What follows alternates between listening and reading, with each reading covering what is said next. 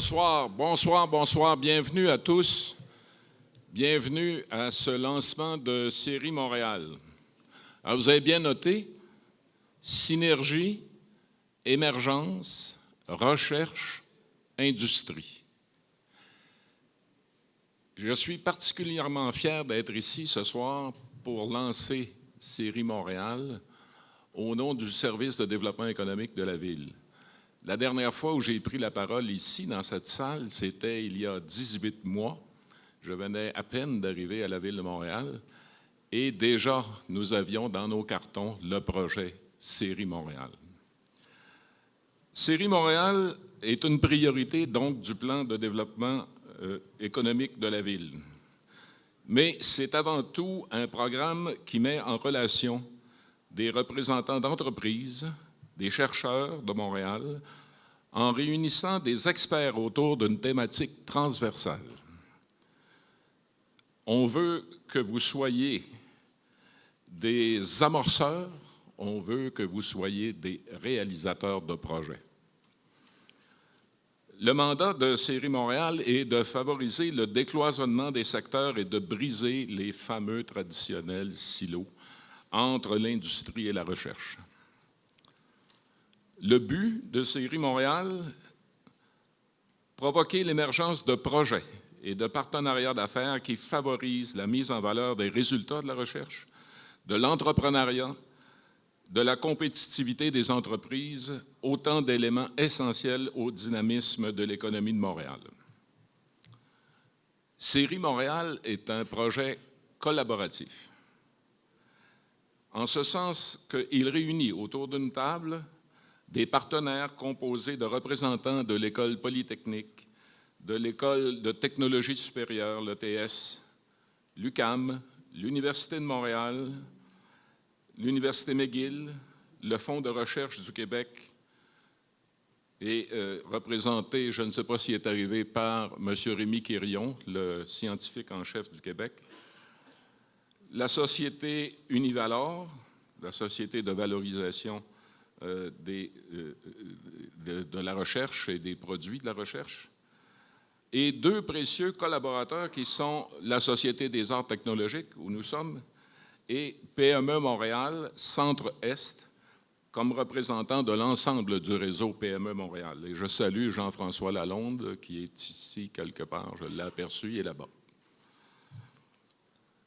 Je profite aussi de cette occasion pour remercier, au nom de la Ville de Montréal et du Service de développement économique, l'Office national du film pour leur participation avec le film Coda, une lecture contemporaine du Sacre du printemps de Stravinsky, pour laquelle des danseurs virtuels ont été créés en utilisant la capture du mouvement et le traitement de particules.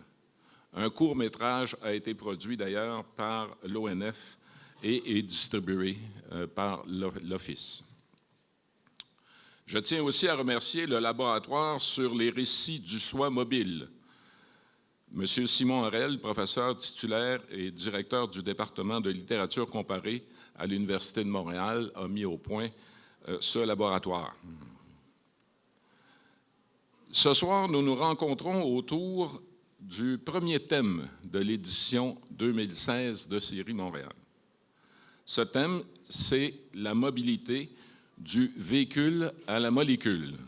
Ça donne à penser pas mal, ça. Pour assurer la suite de la soirée, de l'événement, j'invite M. Martin, le maître de cérémonie, M. Martin Primo, qui est, entre autres, titulaire d'un doctorat en biologie cellulaire de l'Université McGill. M. Primo a accroché son sarrau en 2010 pour se consacrer au journalisme. En 2008, il remportait la bourse Fernand Seguin, lui ouvrant les portes de la communication scientifique. Depuis, il écrit pour le cahier Affaires de la presse, en plus de collaborer à Les Débrouillards et Curium. M. Martin Primo a participé également à l'émission Le Code Chastenay, diffusée par Télé-Québec, jusqu'en 2016. Enfin, en tout début d'année, là, ça vient peut-être juste de se terminer. Je veux souligner l'équipe qui a mis au point cette soirée et qui a fait en sorte que vous soyez aussi nombreux. C'est extraordinaire.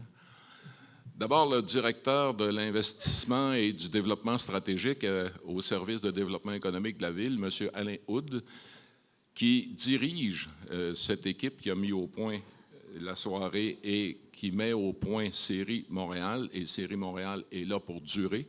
Ce ne sera pas qu'un événement, ce ne sera pas que 2 ou 3 événements.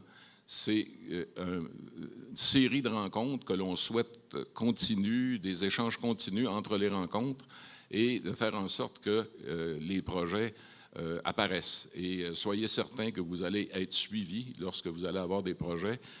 L'équipe qui a vraiment réalisé, conçu cette soirée, cette formule, va vous talonner pour suivre vos projets et voir à leur réalisation. Vous pouvez en être sûr. Parmi cette équipe, France Jobin qui dirige Série Montréal, Véronique Gerland, Mohamed Toki, Mirensou, qui a aussi collaboré beaucoup à cette soirée. Alors, sans plus tarder, je vous présente votre maître de cérémonie, M. Martin Primo. Merci et bonne soirée.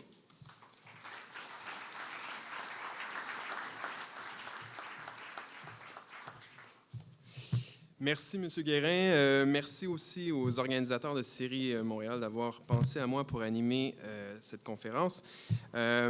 Après mes études doctorales en biologie cellulaire, j'ai décidé de me lancer en journalisme scientifique d'abord, mais aussi en économie. Puis, plusieurs personnes m'ont demandé pourquoi j'avais fait ce changement de carrière-là. Eh bien, ces personnes-là, aujourd'hui, j'aimerais leur dire que c'est pour animer, dans le fond, ou participer à des événements, des rencontres comme celle-là, où on réunit les gens de la science avec les gens des affaires, parce que chacun a quelque chose à apporter à l'autre. Habituellement, dans ce genre de rencontres, on réunit plutôt des gens de deux cultures bien spécifiques. On pense au monde des arts, lié au monde des technologies. On a un exemple ici, en haut, au dôme de la SAT, qui présente souvent des représentations artistiques, mais grâce à un support technologique assez innovateur. On pense aussi aux hackathons, par exemple, aux gens de la santé qui vont amener leurs problématiques et qui vont être jumelés à des gens qui sont forts en technologie, puis pour créer des nouvelles applications en santé. L'objectif, aujourd'hui, avec Série Montréal, on brise encore plus les silos. On décloisonne plusieurs secteurs d'un coup, mais qui ont tous un lien avec la mobilité. Vous verrez aujourd'hui des présentations qui ont trait au transport, qui ont trait au déplacement des personnes ou même qui vont à l'échelle cellulaire, comme vous allez le voir. Et puis, je vous avertis tout de suite, vous risquez de rester sur votre faim en assistant à ces présentations. Vous aurez droit seulement qu'à une mise en bouche. Chaque orateur n'aura que 9 minutes pour présenter ce qu'il a à présenter. 7 minutes plus les questions sinon, donc 9 minutes incluant les questions. À cet effet, si vous avez des questions à poser, je vous invite à vous présenter au micro ici et à vous présenter avant de poser votre question. On m'a donc demandé d'être le gardien du temps et je serai intraitable, donc 9 minutes maximum. Soyez rassurés par contre parce que tout le monde reste ici sur le site et vous pourrez leur parler après la série de présentations pour poser vos questions. Je laisse maintenant le micro à nos orateurs. Je vous rappelle que les présentations sont filmées, donc je demanderai à chaque présentateur de se présenter à nouveau après ma courte introduction. On commence avec M. Jean-François Tremblay. Monsieur Jean-François Tremblay est directeur Centre mondial du secteur de l'automobile et des transports chez Ernst & Young. M. Tremblay œuvre au sein du Centre mondial dédié au secteur de l'automobile et des transports chez Ernst & Young, où il dirige notamment le projet de création de l'indice UMI, un outil facilitant le dialogue et l'alignement des priorités entre les producteurs de véhicules et les administrations urbaines, basé sur une compréhension mutuelle des enjeux à résoudre. Je lui laisse l'expliquer parce qu'il va être capable de le faire mieux que moi. Donc, à vous. Merci. Bonsoir tout le monde. Donc, Jean-François Tremblay, DY, Ernst & Young, directeur au Centre mondial du secteur de l'automobile et des transports. Je travaille avec les fabricants automobiles, avec les gouvernements, avec les municipalités, les équipementiers, les sociétés qui produisent de l'énergie, qui en distribuent, les sociétés de télécom aussi, entre autres, surtout en Allemagne, en Suède, aux États-Unis, un peu au Canada et un peu en Asie.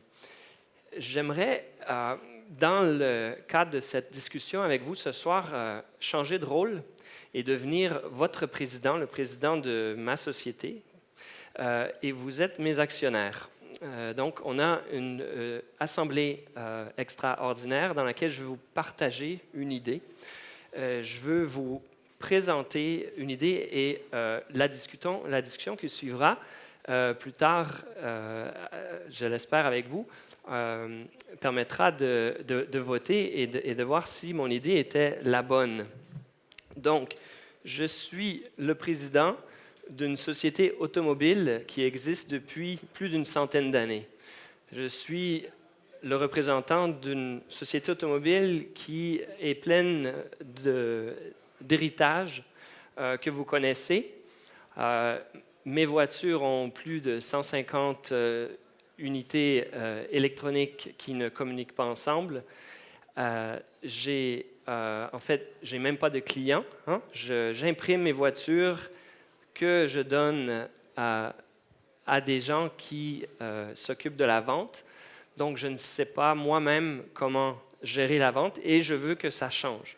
Donc, chers actionnaires, il va falloir trouver une solution pour contrer ce problème. En passant, ce scénario que je crée, c'est un scénario qui se veut anonyme, mais c'est un scénario que je discute avec des clients qui sont des fabricants automobiles, qui sont aussi des startups.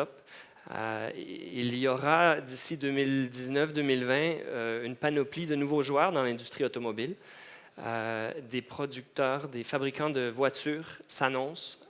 Ils travaillent en ce moment dans l'ombre, mais je peux vous dire qu'il y a des milliards qui sont présentement déployés dans le monde pour faire face à la compétition de mon industrie, donc de la compagnie que j'essaie de représenter brièvement ici. Donc, que faisons-nous avec ce 100 ans d'héritage et comment pouvons-nous quitter ce domaine difficile, pratiquement invivable, parce que je crois que si nous ne faisons rien, le statu quo nous amènera nous-mêmes à devenir un équipementier de niveau 1, donc nous-mêmes à descendre dans la chaîne de valeur automobile. Il y a deux options, non? Deux options à mon égard, c'est de sortir de ce créneau dans lequel le client achète une voiture à travers une expérience désagréable. Hein? L'achat d'une voiture n'est pas une expérience nécessairement agréable, pleine de mystères, d'inconnus. On ne sait jamais si on a finalement fait une bonne affaire. Donc, l'achat du véhicule, tout de suite une dépréciation lourde sur plusieurs années, et un véhicule qui, à la fin de sa vie naturelle, plus ou moins se perd dans l'écosystème. Donc, qu'est-ce qu'on peut faire pour changer ce pattern, changer cette façon de faire?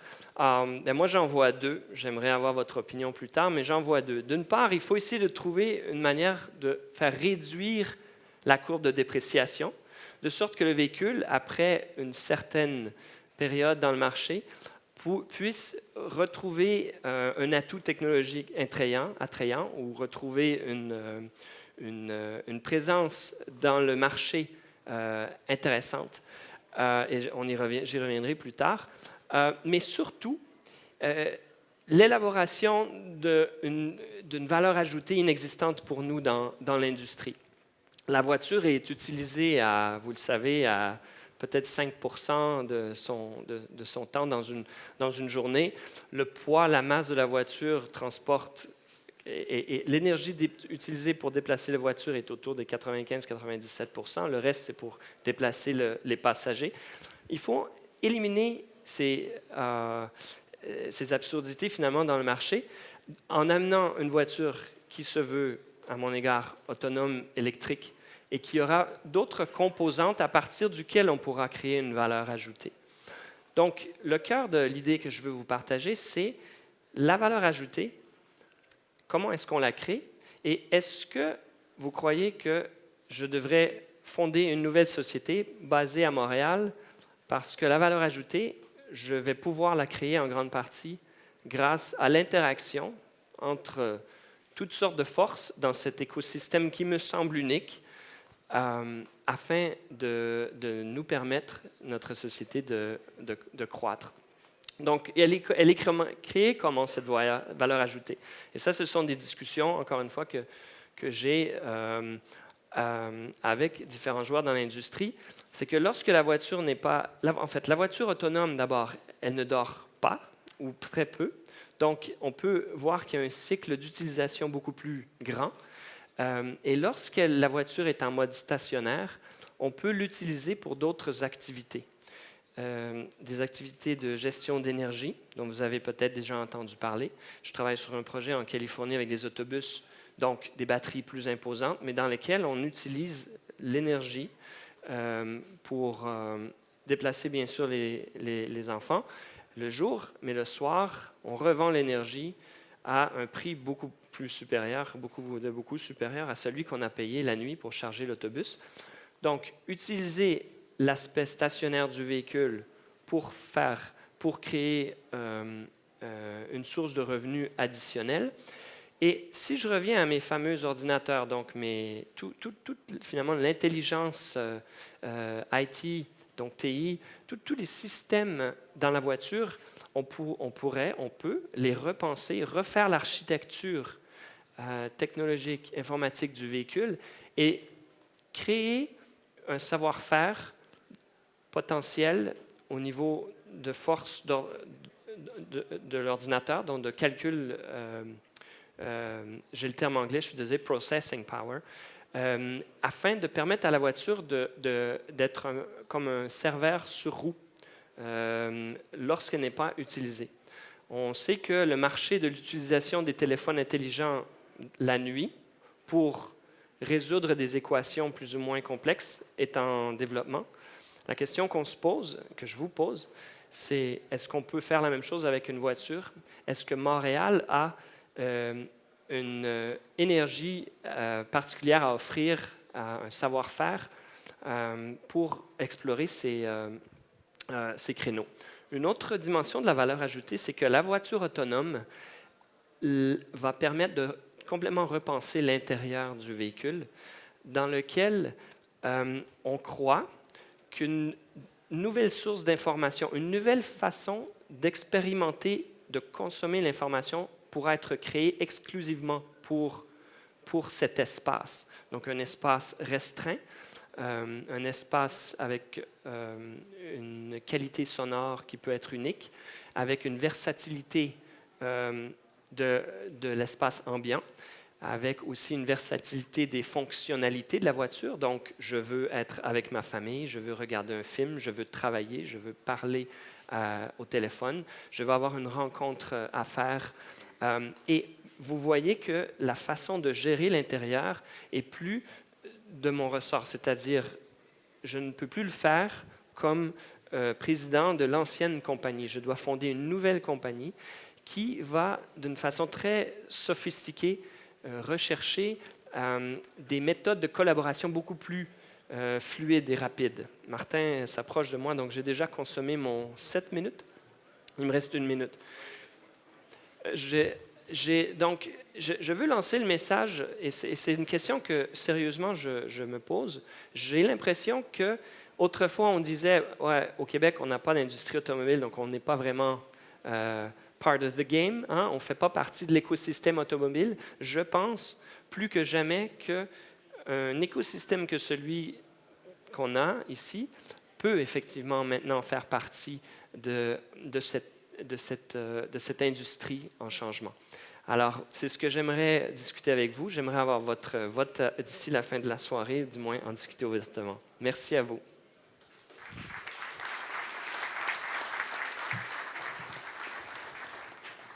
Merci, M. Tremblay. Comme vous avez vu, 9 minutes, ça passe très vite.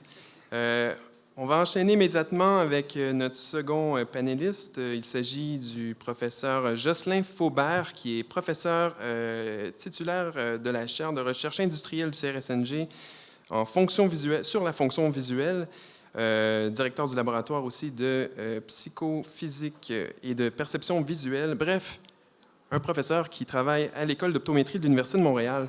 Jocelyn Faubert est professeur là-bas depuis plus de 25 ans. Il œuvre dans le domaine des neurosciences, du comportement lié aux capacités perceptives et cognitives auprès de différentes populations. On parle d'athlètes et de personnes âgées notamment.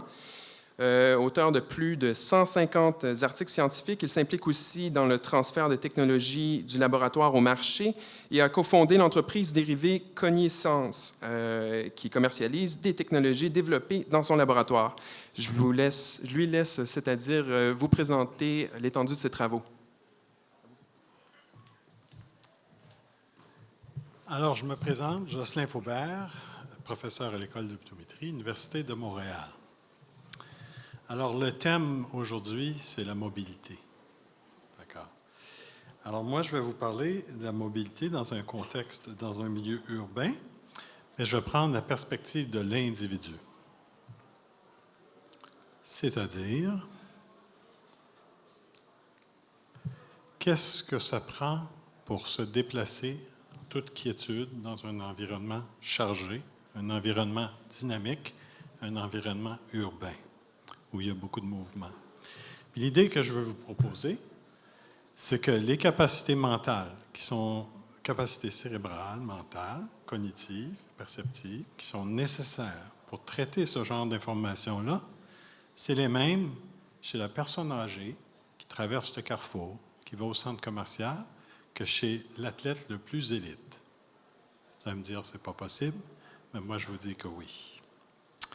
Alors, pour pouvoir déterminer que c'est le même mécanisme, que c'est les mêmes systèmes qui sont impliqués, il faut pouvoir, les isoler, mais éliminer le contexte spécifique, c'est-à-dire le sport. On enlève le sport, milieu urbain, on enlève les voitures et les personnes. On crée un environnement dynamique, isolé, mais qui va solliciter les mécanismes qui sont nécessaires pour percevoir l'information. Deuxième chose qu'on veut se poser, c'est si on arrive à isoler l'information chez ces différentes populations-là, est-ce qu'on peut entraîner cette capacité? Est-ce qu'on peut améliorer cette capacité? Deuxième point. Et le troisième, le plus important possiblement, c'est si on arrive à entraîner ces capacités-là, est-ce que ça va transférer dans leurs vrais besoins? Alors, je reviens à l'exemple de la personne âgée qui traverse le carrefour. Elle doit pouvoir traverser le carrefour sans se blesser, en évitant des collisions, ou en évitant les autres personnes. Et l'athlète élite, en comptant des buts et en faisant beaucoup de millions, s'il compte plusieurs buts. Alors, je vous donne un exemple de conditions extrêmes urbaines, et j'espère qu'il n'y a pas de coin de rue similaire à celui-ci à Montréal. Mais ça, c'est une ville en Asie. Et regardez bien le mouvement des gens qui se déplacent. Et évidemment, la règle là, est exclue. C'est-à-dire qu'il y a des gens qui se croisent, il y a des gens, il n'y a pas de lumière de circulation. Mais moi, le point que je veux faire, c'est comment ces gens-là font ça. Sans se frapper, sans avoir de collision. Vous pouvez imaginer que c'est un des endroits les plus mortels au monde, probablement, au niveau urbain, mais il reste que les gens qu'on voit là dans la scène arrivent à gérer ça. Quelles sont les capacités mentales pour gérer ça? Alors, il y a l'ensemble du mouvement, il y a tout le déplacement, mais il y a aussi la lecture de l'individu qui est face à nous. Et dans notre domaine, on appelle ça la perception, la capacité de percevoir le mouvement biologique, la dynamique du corps humain. Regardez cette animation qui a été faite par un de mes collègues, Nico Troyer, avec qui j'ai collaboré. Tout ce que c'est des points lumineux. Alors, ceux qui travaillent dans le domaine du jeu vidéo, etc., connaissent bien ça, la capture de mouvement, mais là, on parle que les articulations, et à partir de ces articulations-là, on arrive à déterminer l'action, le genre d'un individu, les intentions, etc. Alors, si vous vous promenez dans un environnement urbain, vous faites face à une foule, vous devez déterminer quelle est l'intention de la personne. Est-ce qu'elle va à gauche? Elle va à droite? Est-ce qu'elle est agressive? Est-ce qu'elle est non agressive? Tous ces points-là sont importants. Vous allez voir que tous les points, la dynamique de la scène dynamique et la lecture de l'intention d'une personne par rapport à sa dynamique de mouvement sont des choses qui sont associées et connexes. Alors, nous avons dans le laboratoire, depuis un certain nombre d'années, dont en 2001, on avait les premiers balbutiements de comment on pouvait isoler cette capacité-là. Ça, c'était une de mes questions, c'est-à-dire, est-ce qu'on peut extraire les éléments les plus purs, les plus fondamentaux, pour déterminer quelle est la capacité de quelqu'un pour gérer une scène comme ça? C'est quoi les processus cognitifs et perceptifs nécessaires? Puis on avait établi que ça prenait certains attributs particuliers. Ça prend la capacité de suivre plusieurs éléments simultanément. Vous êtes bien d'accord avec moi? Vous avez vu beaucoup de mouvements qui viennent de toutes les directions. Et bientôt, il va y avoir du mouvement dans d'autres dimensions, parce que si on a des drones qui flottent un peu partout, on devra non seulement gérer les voitures et les piétons, mais on devra gérer aussi les drones qui se déplacent, à moins que ce soit fait de façon très intelligente, évidemment, comme certains de mes collègues vont proposer. Vous avez aussi l'intégration dans une dimension qui est importante. On appelle ça un champ visuel, donc intégrer l'information. Vous avez aussi la capacité de réagir rapidement. Mais réagir, je ne parle pas d'une réaction physique, là. Parce que là, un athlète et une personne âgée ne sont pas du tout au même niveau. Je vous parle de la prise d'information et de la décision qui est prise à partir de l'information. C'est ce traitement-là dont je parle. Et évidemment, la vision stéréoscopique, nous avons démontré déjà que c'est très important pour bien suivre les objets. Alors, si j'arrive à bien aller dans la bonne direction, on va y arriver. Ça ne fonctionne pas. Alors, prochaine diapo, s'il vous plaît. Prochaine après. Et la suivante. Voilà. Alors, la façon la plus simple que nous avons imaginée pour faire ça, c'est d'utiliser des éléments dans les plus purs. Donc, on parle ici d'objets qui sont des sphères, si vous voulez, un certain nombre de sphères, où il y a des sphères cibles et il y a des sphères distracteurs.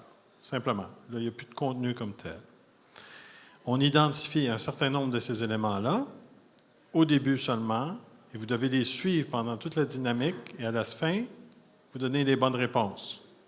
C'est tout. Puis si vous avez bien réussi, on accélère. Mais si vous faites une erreur, on décélère.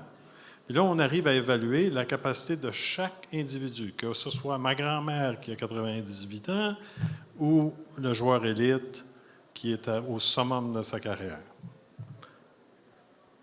Vous avez bien compris? Vous allez faire la tâche. 2 minutes. Prochaine diapo, s'il vous plaît.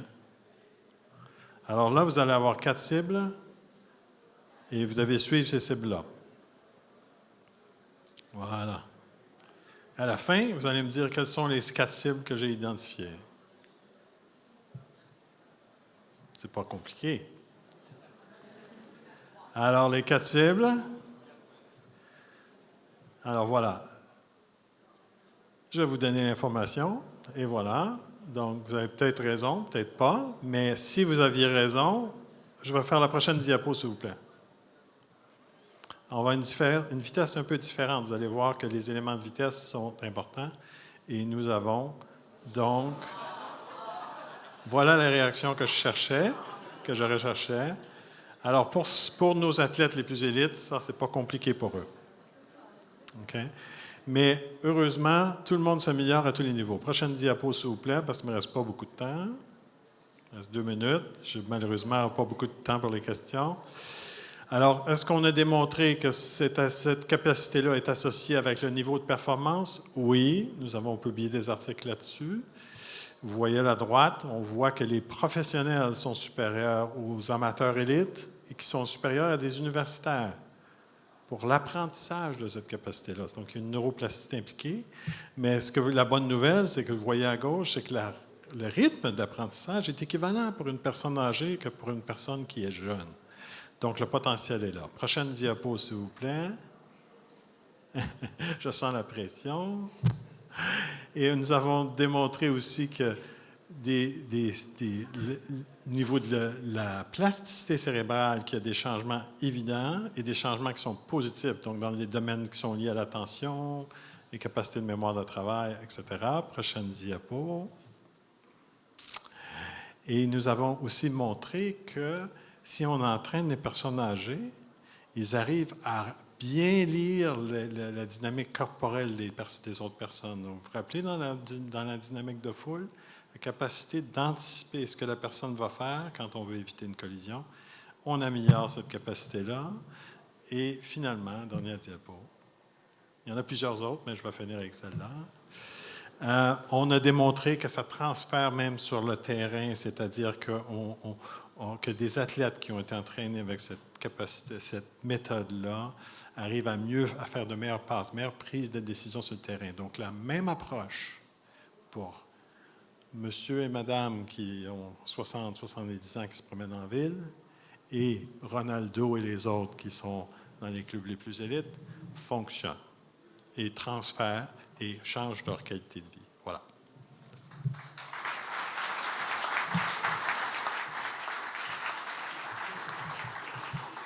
Merci beaucoup, professeur Faubert. On poursuit immédiatement avec professeur Ina Scharf, professeure au département de génie mécanique de l'Université McGill, où elle dirige aussi l'Aerospace Mechatronics Laboratory.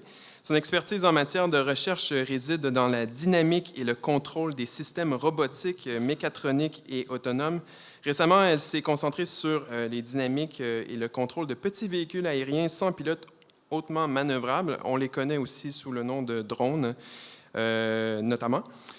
Professeur Scharf a été impliqué dans de nombreux projets de collaboration avec l'industrie et avec des partenaires universitaires aux États-Unis, en Europe et en Israël. Je lui laisse la parole. Merci à vous.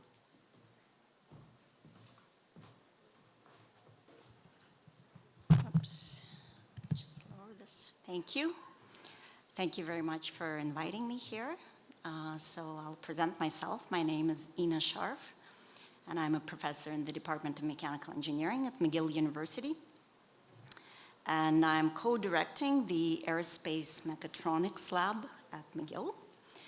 So as you can see from my title, today I'm going to tell you a little bit about the work that we're doing with aerial vehicles, unmanned aerial vehicles, also known as drones. We tend to call them UAVs. And I'll talk I'll tell you a little bit about some of the vehicles we have in my lab, and I'll say a few words about the research that we're doing with these vehicles, and also mention some of the plans that we have for the near future. So what we tend to do for the vehicles that we have in my lab is we typically purchase commercial vehicles, and there are actually a few companies in Canada that manufacture drones, UAVs. So there are two vehicles that are showing in the slide from Dragonfly Corporation in Saskatoon. One thing that I'll point out is that we tend to work with vehicles that are called rotary vehicles. So they have multiple rotors, multiple propellers on them, and we call them multi-rotor vehicles. So there are two of these in this picture. I'll mention a couple of others. So on my left is Q-Ball, which is also a vehicle manufactured by a Canadian company, Quanzer, in Ontario. And as you can see, it has a protective cage around it to protect both the vehicle and the people that are working with it. Another vehicle that we have in my lab is Pelican from a German company, Aztec. And our latest acquisition is the vehicle at the bottom, which is called Speary, from a startup company, Pleiades, which is still trying to get themselves up and flying. I also have some vehicles that I can't fit in my laboratory, and those fall into the category of lighter than air vehicles, or what people mostly know as blimps. And over the last few years, I've been involved in a really fun project, which involves a very large cubic blimp. It's called Trifon. And this work was done as part of the AirStabil collaborative project with UQAM and Laval. And just to give you an idea for the size of this blimp, so to make it even more special, it actually has a square shape. And the shape of this blimp is maintained by a truss structure that surrounds it. And the blimp is about 2 meters on the side. And the reason it's not in my lab is because we can actually barely fit it in my lab, let alone fly it and do some experiments with it. This project is incredibly fascinating because the project is driven by a person who is an artist and an architect, and they are interested in making use of these large blimps in artistic performances, putting them in very unique environments. So here I have a picture of this blimp, which we've flown in a cave, in a very large cave in France. And this is an incredible sort of opportunity, an incredible application of something like this, where you can take a blimp in an area where you really can't get to very easily and fly a blimp in such an environment. Here's another picture of the blimp used in the performance, where you can see there's a projection of lightning onto the side of the blimp, and there's a dancer under it. The reason we got involved in this project was actually to develop controllers for the blimp, and to develop controllers that would allow several blimps to dock to each other. So here in this picture, which was also an artistic performance at Chalet Mont-Royal, so you see 2 blimps there. So we worked on developing docking controllers to allow 2 blimps to dock to each other, so you can actually build a structure in air that would float. Okay, now, what are some of the things that we're actually interested in doing research on? As some of you know, I'm sure drones is something that's practically becoming a utility. You can buy a drone, and many of you here probably can easily afford one, and you can go fly it in a space and have fun with it. It's a lot of fun. But what if you want to actually put drones to real use, to make them do something useful for humanity, for people? So our objective is to make drones, small UAVs in particular, more autonomous. And that's a very loaded word. It can mean a lot of things. But some of the things that we're interested in working on are, we want to make the vehicles more autonomous for landing, and that's actually a very difficult task, often even for a pilot to land the vehicle safely, especially if it's outdoors and it's windy. And generally flying in unknown environments, so you can send the vehicle somewhere where you can't see it, and it can fly around autonomously and possibly land itself autonomously, for example, on a rooftop. We want to be able to autonomously navigate from one place to another without colliding with anything, with any obstacles that might be along the way in an urban environment. Of course, that's buildings, poles, trees. One of the projects that's actually happening currently in the lab is we want to be able to have a vehicle recover from an accidental collision. So if it does collide with a wall or with a pole, rather than crashing to the ground and basically ending the mission, we want to be able to recover the vehicle from this collision, which is something that birds are able to do sometimes if they don't hurt themselves. And as I mentioned, in the context of the blimp project, we want to control multiple blimps for artistic performances so that they can dock autonomously, interact with artists, respond autonomously to artists' gestures or voice commands. So to do all of these things, we have to tackle a range of problems.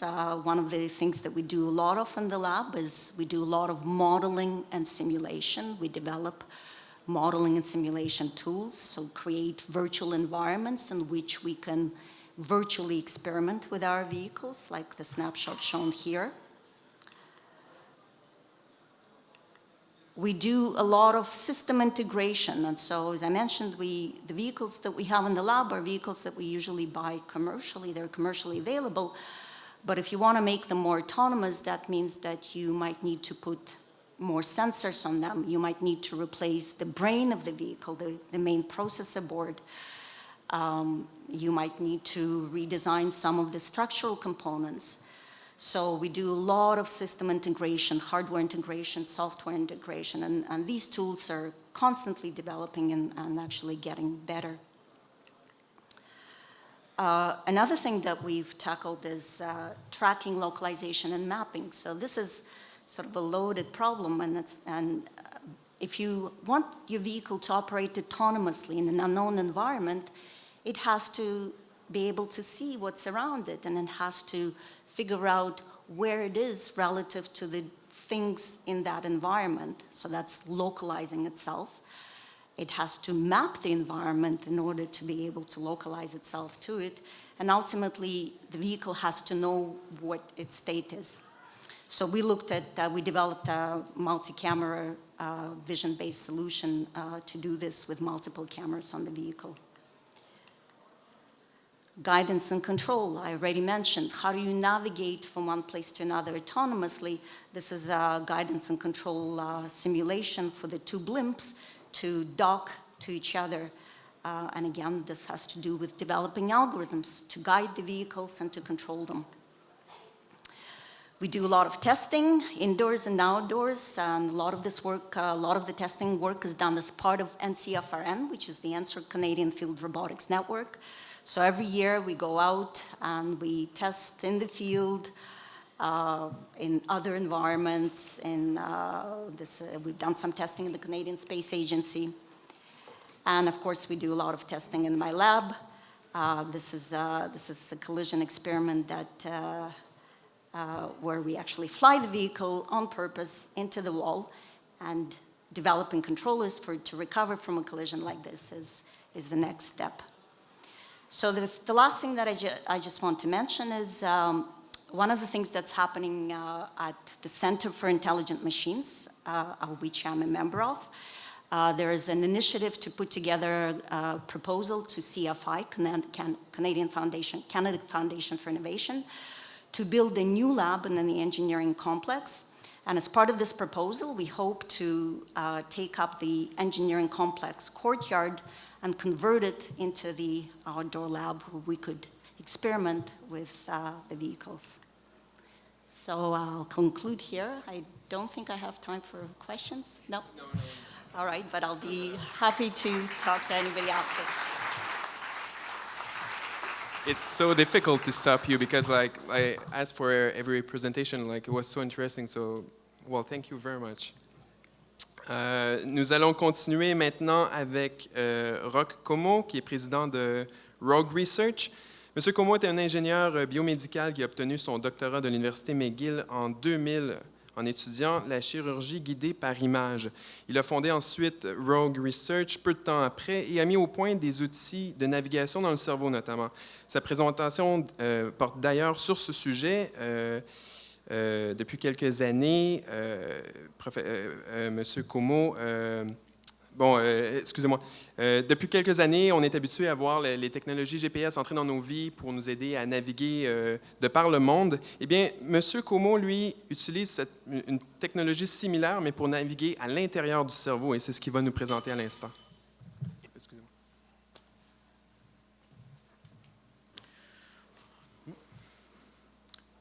Bonsoir, mon nom c'est Roch Como de la compagnie Rogue Research et permettez-moi de continuer en anglais. I'm an English engineer.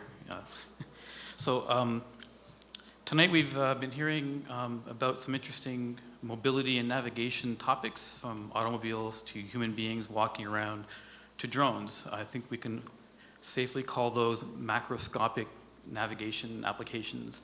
But I think the title of tonight also promised from macroscopic to molecular, so I think I'm going to be as close to molecular as it gets tonight, so we'll see.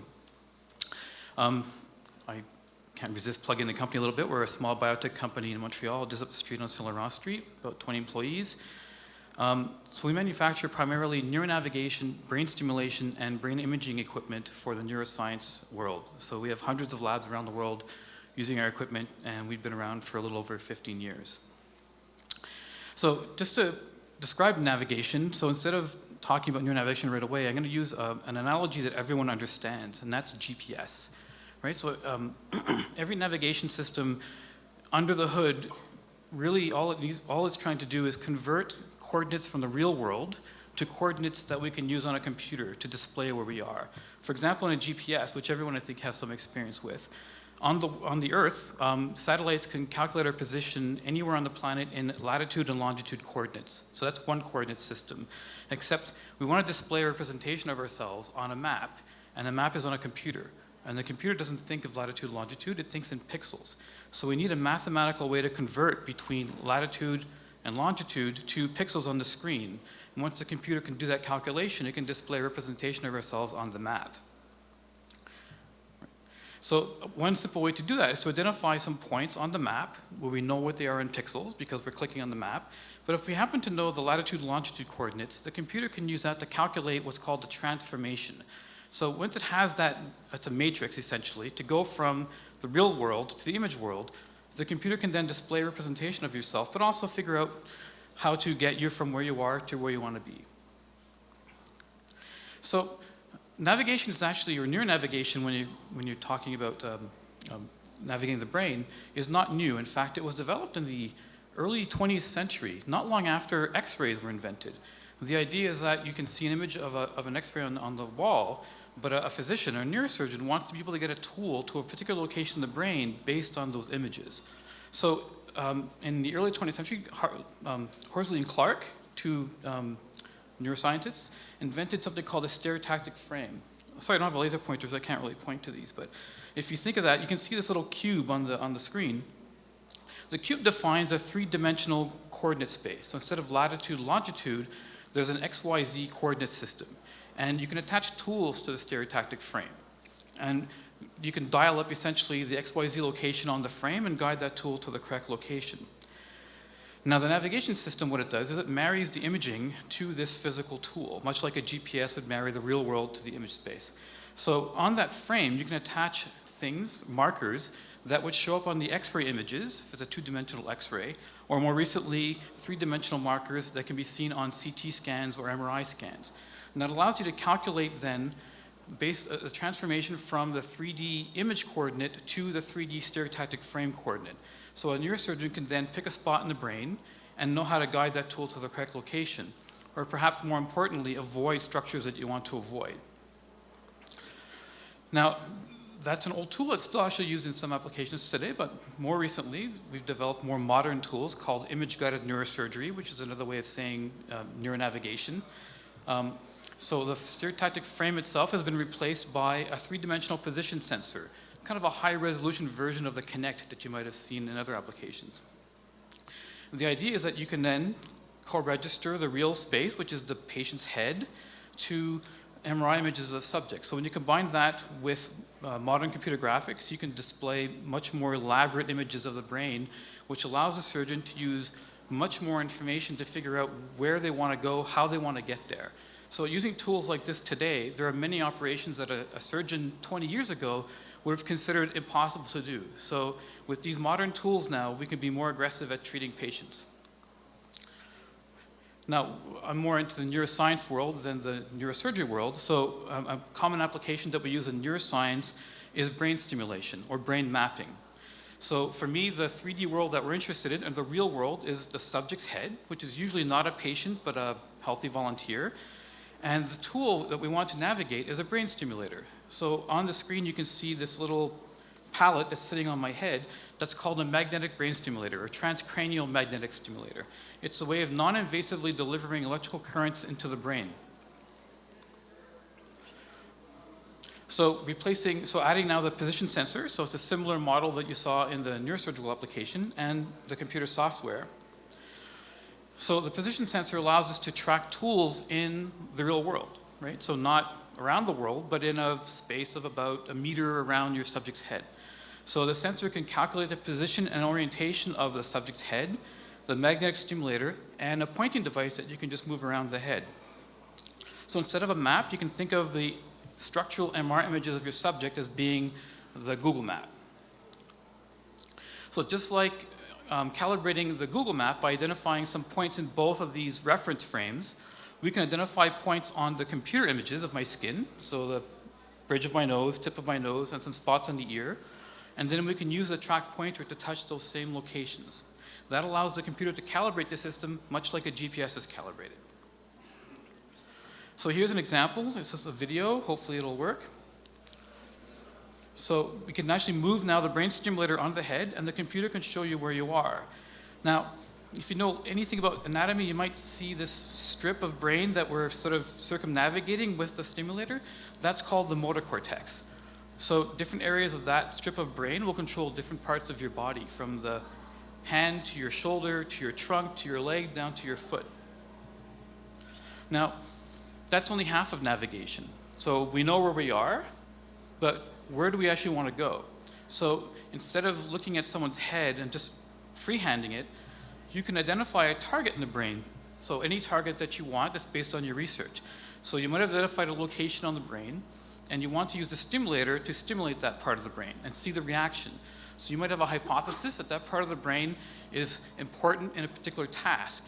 So if you can stimulate that part of the brain while they're performing the task, and you interrupt their ability to perform the task, you can then confirm that that part of the brain was important. And that's really the secret of brain mapping. So here, we know where we are. We also know where we want to be, so we can simply follow this little bullseye display to get us over the correct target. Now, just like in Google Maps, we can also display other information from the outside world. So while we were navigating the brain and stimulating, we could be using electrodes on the skin to measure what's called the evoked motor response, so the EMG. And since we know where the coil was, or what part of the brain we were stimulating, we can color code the brain with the response from those sensors. And that's another way of brain mapping. So if you look at that image, the hot spot in the middle of the brain is the spot that was most responsible for me operating my finger. We can do more sophisticated brain mapping. So here's a near-infrared imaging system. And again, we can use a navigation system to record the location of all the sensors on your head, so we can associate all the data you acquire from those sensors with what part of the brain you are imaging. So there's other navigation, so we can do other types of MRI imaging. So this is a structural diffusion imaging. So instead of just looking at the brain structure, we're looking at the brain connectivity.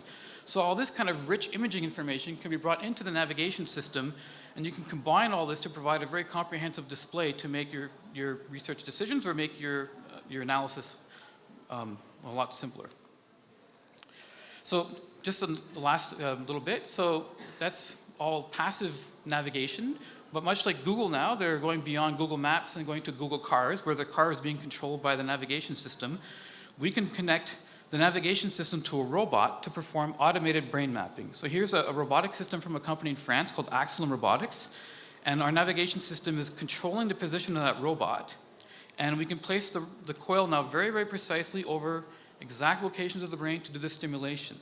And because we're tracking the head, if the subject moves, the robot can compensate for the head motion and basically follow your head and stimulate. So we can do now more automated, more consistent procedures using the robotic TMS system. We can also extend that to the animal world. So in neuroscience, a lot of work is done with animals. So we are now developing a microsurgical robot to do very precise robotic surgery for more neuroscience applications. And the idea is, again, to increase the accuracy and the success of that type of research. And that's my talk. Thank you.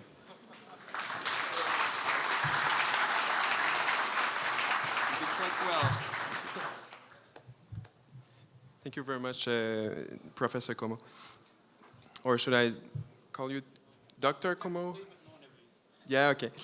Nous allons poursuivre avec la dernière présentation qui est celle de M. Andrew Fernie. M. Fernie est un membre du personnel technique supérieur de CAE qui travaille à la planification de la technologie et pilote des projets internes de recherche et développement. Il s'est joint à CAE en tant qu'ingénieur au sein du groupe Mouvement et commande de vol en 1983, à l'époque où les ordinateurs n'étaient pas ce qu'ils sont aujourd'hui. Il a travaillé aussi dans des secteurs comme la simulation avionique, la robotique et les systèmes visuels. Il a ensuite occupé des postes de direction dans les domaines de l'ingénierie des systèmes de visualisation, de l'architecture des systèmes, de l'ingénierie des projets et de la gestion des produits. On l'entendra nous parler de simulateurs, j'imagine. À vous, merci. Thanks very much. So to introduce myself, Andrew Fernie, working at Technology and Innovation Group at CAE. I'd like to thank Série Montréal for inviting me this evening and also for setting this 9-minute time limit, which I can see is going to be a real challenge. So my watch is out there. So talk about virtual reality this evening, but first kind of introduce you to CAE. Many of you have probably heard the announcements in the press every so often that CAE's gained another contract for a flight simulator, but in reality we're doing a lot more than flight simulators. We're focused on delivering training solutions. So basically taking people that are performing dangerous tasks and providing them a safe virtual environment to perform that training in. Traditionally, we've been more on the aviation side, so vehicles, whether that's civil or military aircraft, but more recently applying it to the healthcare industry to train the doctors and nurses of tomorrow. Right. So, part of our work, producing these virtual environments in which people can train safely. A lot of news these days about virtual reality, but it generally tends to be focused on the helmet-mounted displays, 5 of which I've put up on the slide here. Working from the top left, we have the Oculus Rift product that came out of the States, a company that was bought for $2 billion by Facebook last year. They can see the value in it. We have Samsung Gear VR. So here you can take your smartphone, download an app from the web, put on some pictures perhaps of your last vacation, a 360-degree photograph, or a game, hold it up, turn around, and see everything around you. Microsoft HoloLens, something came out, I think they started shipping 30th of March of this year, which enables you to take a virtual object and position it in space. I could take perhaps a statue, put it on this table here.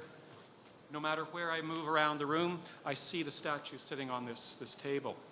Google Cardboard, much like the Gear VR, but only for about 20 bucks, or you build it yourself and plans you download from the web.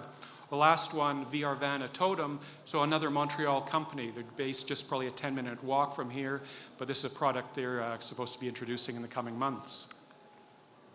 So all new, but is the idea? No, it's not really new. In fact, if you look on the 2 pictures I've got up here, in 1989, it's a helmet-mounted display in the picture. It was on the cover of Aviation Week, one of the biggest aviation industry magazines in the world. Or 1995, another helmet-mounted display built by CAE, which was used in a real helicopter owned by the National Research Council in Ottawa. So the pilot was actually flying the real helicopter, sitting in the seat, but the only thing he could see was a view from cameras that were relaying that picture up to his helmet. So if that was what we were doing 20 years ago, what are we doing now in VR? Well, first let's take a step back and talk about what VR is.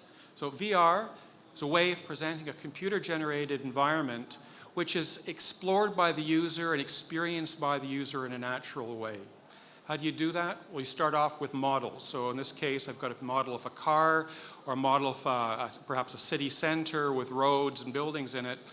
So here you have modelers and artists that put together these 3-dimensional models in software. Those are then brought into a computer system, hardware and software, that produce pictures that can be seen on some form of display, either the helmet-mounted display, much like one of the ones I showed on the previous slide, or in a more traditional monitor. At the end of the day, equipment puts all that together, displays it, and in fact creates a virtual world, an artificial world for the viewer. In this case, we're seeing it through the helmet-mounted display. So, some cases we actually use a true VR, which blocks out the rest of the world. So you can imagine there we have a technician in the back cabin of a helicopter doing a search and rescue mission. He can look out the cabin door, he can see the victim in the water, lowers a winch down and picks him up. And you can do all that while standing in a standard office room. Another extreme, something more called augmented reality. Okay? So augmented reality takes the VR, but it adds something of the real world too. So here we have a real cockpit, very much physical instruments, physical controls, but as soon as the pilot looks out the window, he's seeing a virtual world. Talked a lot about the displays that are used for VR, but just as important is the software and the models of the environments that people work in. In this case, the model of Dorval or Trudeau Airport these days that many of our airline customers fly with. So here you can see we started with satellite imagery that produced a picture of the ground, then had modelers come in, take photographs of the various buildings at Dorval, put them all together, then create models of the aircraft placed at the various gates. So now when the pilot is taxiing out from the gate to the runway, he has a realistic view of the world. Objects move, so in this case trucks, and very realistically they go right through the stop signs. So it's the type of thing that we do. We've got about 250 of these airports available for customers around the world. So, conclusion, virtual reality really, I mean, it sounds new, but it may not be as new as you really have thought. And Montreal, through companies such as CAE or VRVANA that I mentioned earlier, universities, the computer graphics industry, has really been a world leader in the field, and we continue to innovate. Okay? Their success is not just an engineering skill, it's really from bringing together the skills of engineers, modelers, and artists who are dedicated to producing an environment, an immersive environment in which people can train safely. Thank you. Est-ce que j'ai laissé assez de temps pour des questions? 3 minutes, j'étais vite. Je vous invite à venir au micro si vous avez des questions. Sinon, j'en aurais une pour vous. Vous n'avez pas parlé du secteur. So you haven't told us about the health, le secteur santé chez CAE. Oui. Qu'est-ce que vous pourriez nous dire à ce sujet-là? Okay, so the simulator for healthcare produce a mannequin. So it looks like a body or a section of a body. For instance, the doctor. Oh, wait. So if the doctor, for instance, wants to practice an ultrasound examination, he can take a virtual ultrasound wand, place it against the surface of this mannequin, and as he moves it around, he's going to see on his instrument an accurate simulation of the ultrasound system. Okay? Do that. They can also simulate inserting, I think they call it a central line, where they go in through one of the veins, feed a line up. They can do all that on the models. So it's an interesting area. You know, pilots, it's taken for granted that they will perform training in a simulator both before their first flight on the airline, and they're also going to come back into the simulator every year to practice. Medical, we believe we can take the same methodology forward. Yes. OK, merci.